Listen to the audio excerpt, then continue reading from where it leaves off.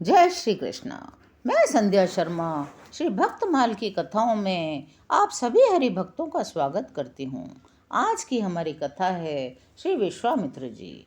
महर्षि विश्वामित्र जी के समान सतत लगन के पुरुषार्थी ऋषि शायद ही कोई और होंगे। इन्होंने अपने पुरुषार्थ से क्षत्रियत्व से ब्रह्मत्व को प्राप्त किया, राजर्षि से ब्रह्मर्षि बने, सप्त ऋषियों में अग्रगण्य हुए और वेद माता गायत्री के दृष्टा ऋषि हुए। प्रजापति के पुत्र कुश हुए। इन्हीं के वंशज में एक महाराज गादी हुए। उन्हीं के पुत्र महाराज विश्वामित्र हैं। कुश वंश में पैदा होने से इन्हें कौशिक भी कहते हैं। पहले ये एक बड़े धर्मात्मा प्रजापालक राजा थे। एक बार सेना लेकर जंगल में शिकार के लिए गए। वहाँ ये मुनि वशिष्ठ के आश्रम पर पहुँचे। भगवान वशिष्ठ ने इनकी कुशल क्षेम पूछी और सेना सहित आतिथ्य सत्कार स्वीकार करने की प्रार्थना की।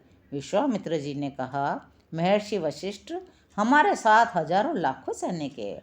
आप अरण्यवासी ऋषि हैं। आपने जो फल फूल दिए उसी से हमारा सत्कार हो चुका। हम इसी सत्कार से संतुष्ट है। महर्षि वशिष्ठ ने उनसे बहुत आग्रह किया। उनके आग्रह से इन्होंने सेना सहित आतिथ्य ग्रहण करने की स्वीकृति दे दी। वशिष्ठ जी ने अपने योग बल से कामधेनु की सहायता से समस्त सैनिकों को भांति भांति के पदार्थों से खूब ही संतुष्ट किया। कामधेनु के ऐसे प्रभाव को देखकर विश्वामित्र जी चकित हो गए। उनकी इच्छा हुई यह कामधेनु मुझे मिल जाए। उन्होंने इसके लिए भगवान वशिष्ठ से प्रार्थना की।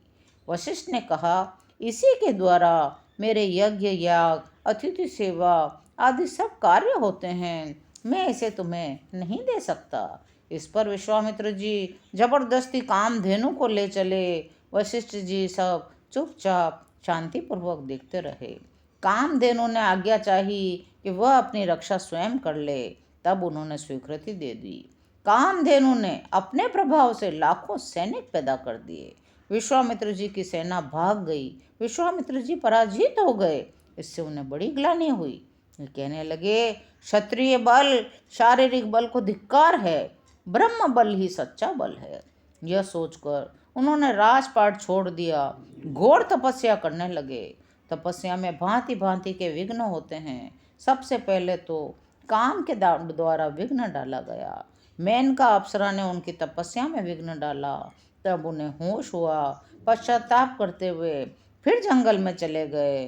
वहां जाकर फिर घोर तपस्या में तल्लीन हो गए। काम के बाद में क्रोध ने विघ्न डाला।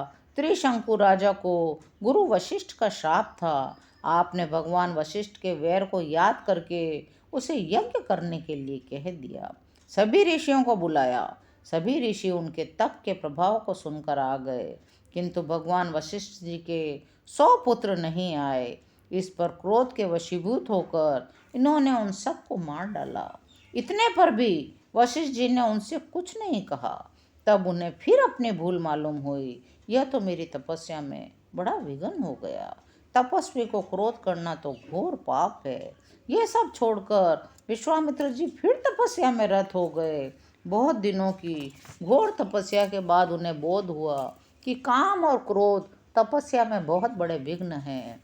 जिन्होंने काम और क्रोध को जीत लिया वही ब्रह्मर्षि हैं, वही महर्षि है, उसे ही सच्चा ज्ञान है। मैंने भगवान वशिष्ठ का कितना अनिष्ट किया। उनकी कामधेनु को भी जबरदस्ती लेने लगा, तब भी वे चुप रहे। मैंने उनके 100 पुत्रों को मार दिया, तब भी वे कुछ न बोले। मुझ में यही दोष है, मैं भी वैसा ही बनूंगा। अब काम और क्रोध के वशीभूत नहीं रहूंगा। ऐसा निश्चय करके वे फिर काम और क्रोध को जीतकर बड़ी तत्परता से तप करने लगे। उनके घोर तप से भगवान ब्रह्मा जी प्रसन्न हुए। इनके पास आए, वरदान मांगने को कहा। विश्वामित्र जी बोले, यदि आप मुझे योग्य समझें तो मुझे ब्रह्मर्षि बनने का आशीर्वाद दें और स्वयं भगवान वशिष्ठ अपने मुंह से मुझे ब्रह्मर्षि कह दें। इनकी तपस्या से वशिष्ठ जी तो पहले ही प्रसन्न हो चुके थे। उन्हें पता चल चुका था कि विश्वामित्र जी ने तपस्या के प्रभाव से काम क्रोध को जीत लिया है। इसलिए ब्रह्मा जी के कहने पर उन्होंने बड़े ही आदर से विश्वामित्र जी को ब्रह्मर्षि की उपाधि दी। उन्हें गले से लगाया उनके तप की, सच्चे लगन की, सतत उद्योग की प्रशंसा की और सप्त ऋषियों में उन्हें स्थान दिया। उसी के प्रभाव से ये जगत में पूज्य हुए। दशरथ जी के यहाँ से भगवान श्री राम जी को यही ले आए, उन्हें सब प्रकार की विद्याएं दी, मिथिला ले जाकर श्री सीता जी से विवाह कराया, अंत में त्रैलोक्य को कम कपाने वाले रावण का वध करवाया। महर्षि विश्वामित्र जी का समस्त जीवन तपस्या और परोपकार में ही व्यतीत हुआ। आज की यह हमारी कथा यहीं विराम लेती है। भक्तमाल की शेष कथाएं सुनने के लिए चैनल को सब्सक्राइब करें। कमेंट में जय श्री कृष्ण अवश्य लिखें। जय श्री कृष्ण।